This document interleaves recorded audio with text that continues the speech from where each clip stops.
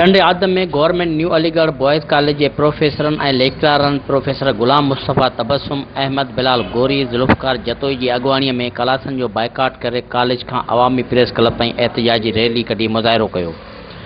एहतिजाजी मुज़ाहिरे के खिताब कंदे प्रोफेसर गुलाम मुस्तफ़ा तबस्सुम प्रोफेसर अदीब आलम ऐं दोदो सूमरो खिताब कंदे चयो त कराची में वज़ीर आला सिंध के ऑफिस सामूं टाइम स्केल लाइ एहतिजाज कंदड़ मेल ऐं फीमेल प्रोफेसर्स मथां पुलिस ऐं सिंध हुकूमत के अहलकारन पारां बेरहम माण्हू तशद्दुद करण ऐं उन्हनि खे गिरफ़्तार करे कूड़ा केस दाख़िल करण जी सख़्त लफ़्ज़नि में मज़म्मत करियूं था।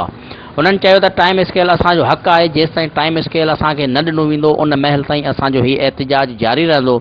उन्हनि मुतालबो कयो आहे त टाइम स्केल लाइ पुरअमन एहतिजाज करण वारनि मथां दाख़िल कयल कूड़ा केस फौरी तौर ते ख़तमु करे गिरफ़्तार कयल मेल ऐं फीमेल प्रोफेसरनि खे फौरी तौर ते आज़ादु कयो वञे। जेकॾहिं न त असां पूरी सिंध अंदरि सख़्तु एहतिजाज कंदासीं। एहतिजाज कंदड़नि जे हथनि में प्ले कार्ड मौजूदु हुया जिन जे मथां टाइम स्केल ॾियो, गिरफ़्तार कयल प्रोफेसरनि खे आज़ादु करियो, कूड़ा केस ख़तमु करियो जहिड़ा नारा लिखियल हुया। गिरफ़्तार कया विया आहिनि उन्हनि खे फौरी तौर ते रिहा कयो वञे ऐं असांजा जेके बि जाइज़ मुतालबात आहिनि उन्हनि खे फौरी तौर ते पूरो कयो वञे, न त हीउ बाइकाट तेसीं ताईं जारी रहंदो जेसीं ताईं असांजा सभु मुतालबात पूरा न थी वेंदा। और उन्होंने पुरअमन असातिज़ा को मगरिब की नमाज के दौरान कराची में लाठी चार्ज करके उनको गिरफ्तार किया। मेरी माँ बहन बेटियों को गिरफ्तार किया। उनको घसीट कर पुलिस ने अपनी डांटनों में भरकर जेल में बंद किया।